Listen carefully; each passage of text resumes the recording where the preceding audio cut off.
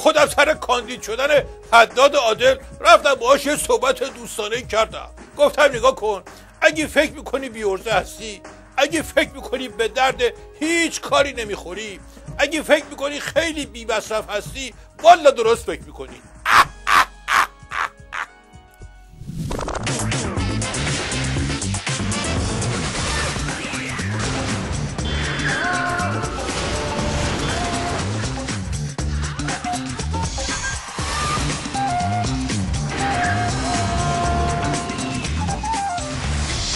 درس اول و مهمترین درس استراتژیکی، هیچ وقت نذار مغزت بیکار بشه. مغز بیکار پاتوق ترس و وحشته. یه نگاه به خودت بنداز، قبل از فهمیدن این درس چقدر میترسیدی؟ خیلی زیاد میترسم. اما الان بعد از اینکه من این درس رو بهت دادم چی؟ خیلی بیشتر میترسم. هرچی بیشتر فکر میکنم بیشتر میترسم. بی خود میکنی؟ مگه به چی فکر میکنی؟ چیز خاصی نیست. استراتژی نظام سوریه، گزارش آژانس، لو رفتن نمیخواد بگی کم کم خودم هم داره ترس برام میداره. اصلا یه کاری میکنیم، درس اول استراتژی رو میذاریم کنار، از درس دوم شروع میکنیم که سریعتر پیش بریم.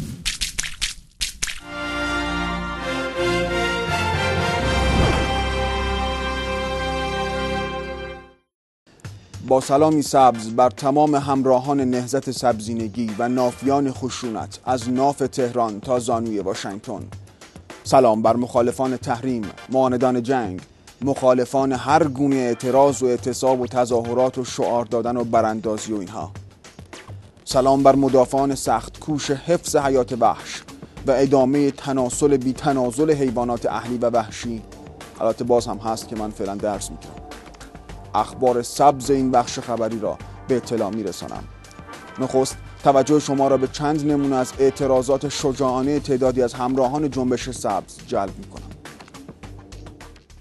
مردم اینجا آزادی بیان دارن، بنابراین وقتی موافق هستند با مسئله یا مخالف هستن میتونن قشنگ اینو ابراز بکنن. بنابراین دوستان که اینجا هستن با این نمایش و این علامت وی که خیلی نامحسوس خواهد بود توی فیلم، از نظر نمادین میخوان نشون بدن که تو ایران خیلی هستن که مخالفن با نقض حقوق بشر و کمبود آزادی.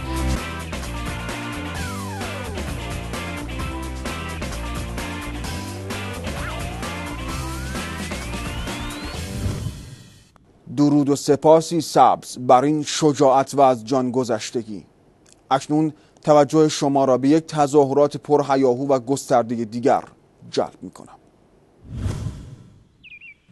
آقا سلام علیکم، خسته نباشی.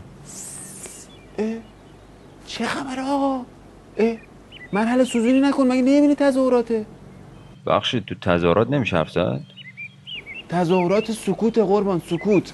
ما با این سکوتمون فریاد بلند جنبش رو به گوش همه میرسونیم. بعد یکی رد شه چجوری میفهمه تظاهراته؟ خسته نباشی. اگه قرار باشه کسی بفهمه که خب میرن لود میدن دیگه اسمش تظاهرات نیستش. این همه هزینه کشکی رو برای چی میخوای به ما تحمیل کنی؟ برو داری تبلیغ خشونت طلبی میکنی. برو الان اینجا وای نسته با. الان زمان یکی از برنامه‌های مهم ماست.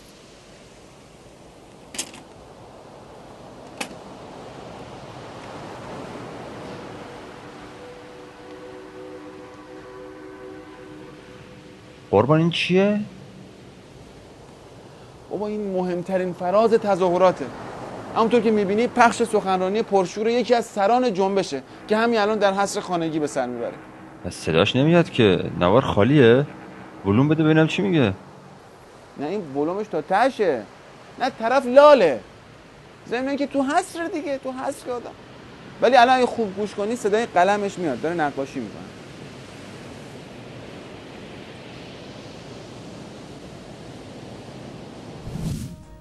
معرفت و مرام مال کسیه که دستشو از پشه بند میذاره بیرون تا پشه ها به این نوایی برسن.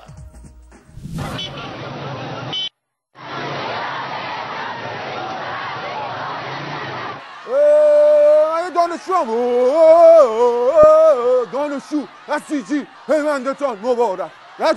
رجایی امید تیم مایی. اجازه بده من فقط یه سوال از این دولت انگلیس دارم. اجازه بده. چجوری آرسنال میره صدر جدول بعد بانک مرکزی ما رو تحریم میکنن؟ من قبول ندارم. بذار بره تو. شهر ما شهر میلانه، تیم ما آسه میلان. قطر ببرد تو حق گفترم بگیرم. بابا بذار من برد. بابا چه عجب داستانت. بابا حمله به این سفارت حق مسلم ماست. حمله به این سفارت حق مسلم ماست. خونه سفیر کدوم بره؟ بره ما از اون خونه وزیر کدوم بره؟ از این بذار برم تو. بذار بابا بذار من برم تو. بابا آقای ساجدینی ها، بابا آقای ساجدینی اینا مثل توجیه نیستن اصلا. بابا بذار خب بریم تو دیگه. این بچهای پایگاه مقداد همین یخچال مخچالا رو بردن. بابا اون تابلو رو بده من. اون تابلو رو بده. بابا تابلو من کس بده من. عجب داستانی کردی. آقا در اون نکنی ها، در اون نکنی. شلوار تنگ پوشیدم بابا جان. کیته دیگه خب بچه شلوغ نکنی به همتون میرسه. آجی عجب لاشخوری هستی تو دیگه چرا اومدی اینجا؟ عجب داستان. بزن بگو مرگ بر کانتونا، مرگ بر کانتونا. بیان همه برو تو تو هم برو. عجب داستانی. اصلا خلوت عجب داستان. تو کجا قیافه نکن به دانشجو میخوره؟ حالا ما رو بگی قیافه دانشجو رو داری. در پی این تجمع تعدادی از دانشجویان وارد سفارت شدند که با اقدام نیروی انتظامی معترضان از داخل سفارت خارج و چند نفر از آنها بازداشت شدند. چیزی نزدیک به 300-400 نفر تجمع کردند و چند نفری هم وارد سفارت انگلیس شدند و به هر حال ورود پیدا کردن به اون مجموعه.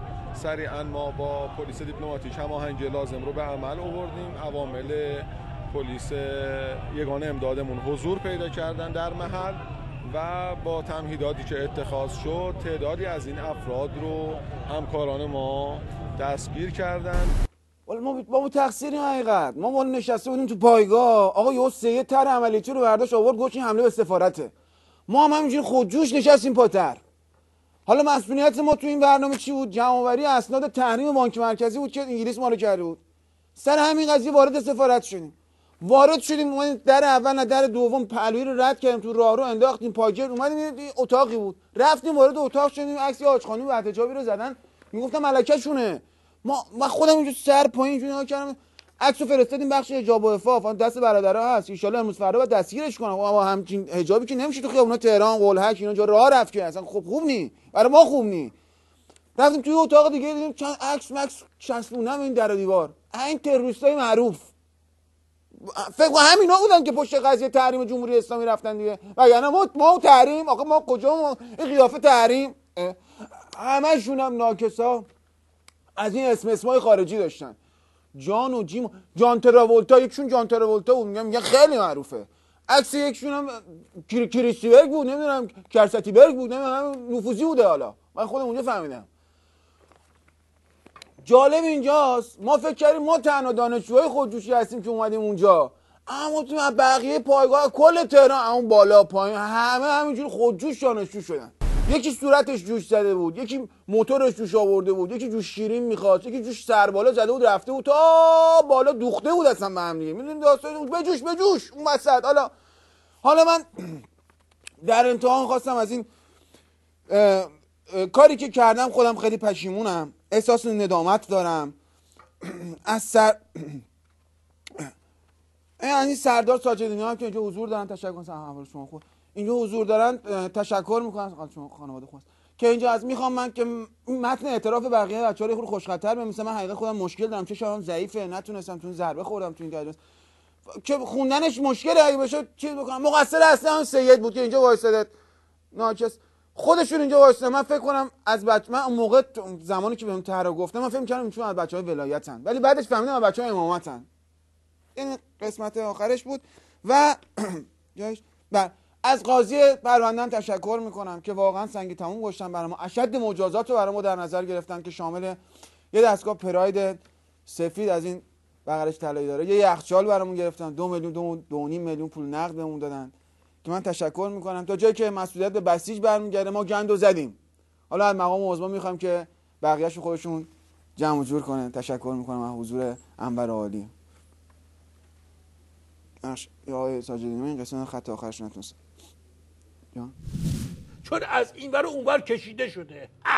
مرحوم عووی همیشه میفرمودن بزن بهادر، عرض میکردم بله، میفرمودن که شوته یه پیجامه پوشیده بود با کت و کراوات نشسته بود تو خونه. بهش گفتن که کت و کراوات رو برای چی پوشیدی؟ گفت آخه ممکنه مهمون بیاد. گفتن خب پس برای چی پیجامه پوشیدی؟ گفت آخه ممکنم هست که نیاد.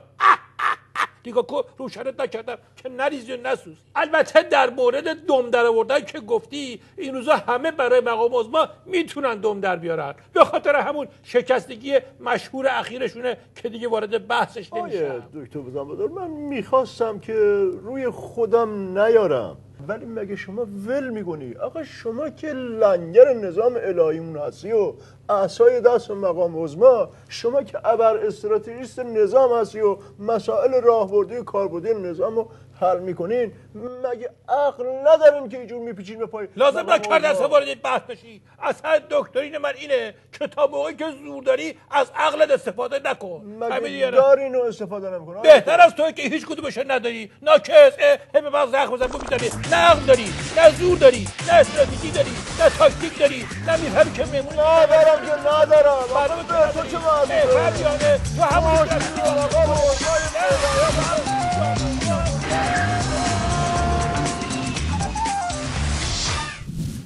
چونکه هر کس که از علما بود برای خودش اشعار عرفانی داشت، من هم مجبور شدم که اشعار عرفانی بگویم که بعضی از آنها شبیه یک نفری که از اهالی شیرازه که اسم اون من الان یادم نسخته، اون شاعری که هستی. من میخواستم که این اشعار را بعد از مرگ من منتشر میکنند، اما بعدا دیدم که ممکنه که من زیاد زنده بمانم، بعد دیر میشود. اونا که پشیمان شدم منتشر میکنم. این را برای اون آدم هایی که اشعار عرفانی این جانب را نمیفهمند میگویم ها، چون که عرفانی چیز خیلی سخته.